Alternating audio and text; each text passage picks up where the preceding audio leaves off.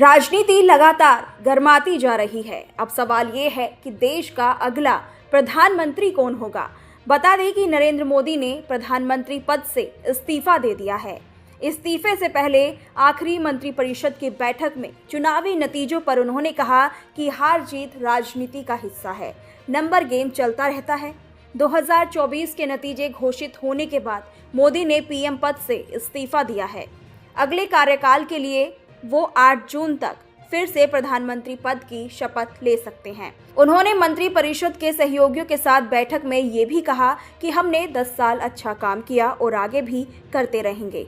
नरेंद्र मोदी ने कहा कि सत्ता संगठन हर जगह जनता की उम्मीदों पर खरा उतरे हैं और आगे भी उतरेंगे। आगे उन्होंने कहा कि आप सभी ने अच्छे से काम किया, बहुत मेहनत की। मोदी ने मुस्कुराते हुए सभी का मनोबल बढ़ाया और सबको धन्यवाद दिया।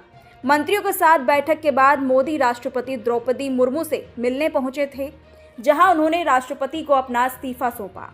राष्ट्रपति भवन के आधिकारिक एक्स हैंडल से नरेंद्र मोदी और राष्ट्रपति मुर्मू की तस्वीरें भी शेयर की गई हैं, जिसमें कहा गया है प्रधानमंत्री नरेंद्र मोदी ने राष्ट्रपति भवन में राष्ट्रपति द्रौपदी मुर्मू से मुलाकात की। प्रधानमंत्री ने अपना और केंद्रीय मंत्रिपरिषद का त्यागपत्र सौंपा।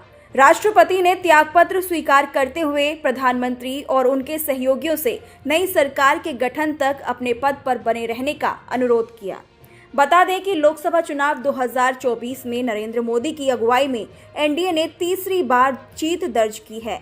एनडीए गठबंधन को 292 सीटें मिली हैं, लेकिन बीजेपी इस बार बहुमत का आंकड़ा छूने से चूक गई। बीजेपी को चुनाव में कुल 240 सीटें मिली हैं। मोदी को अब बीजेपी की 2 बड़ी सहयोगी पार्टियां जेडीयू और टीडीपी से समर्थन की उम्मीद है।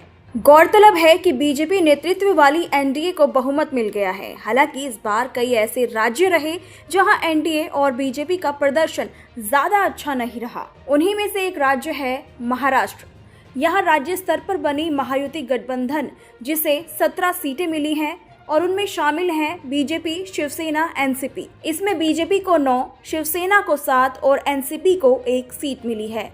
सूत्रों के मुताबिक 7 में से आधे से ज्यादा सांसद उद्धव ठाकरे के संपर्क में हैं।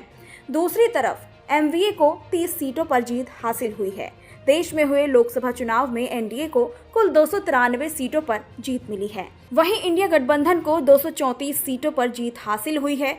इसके बाद इंडिया गठबंधन के नेताओं की ओर से ये दावा भी किया जा रहा है कि उनकी सरकार बनने की अभी भी संभावना है, जिसे लेकर सूत्र ये दावा कर रहे हैं कि इंडिया गठबंधन के नेता दूसरे दलों से संपर्क करने की कोशिश में हैं। हालांकि इंडिया गठबंधन के लिए बहुमत का 272 का आंकड़ा जुटाना इतना आसान नहीं होगा।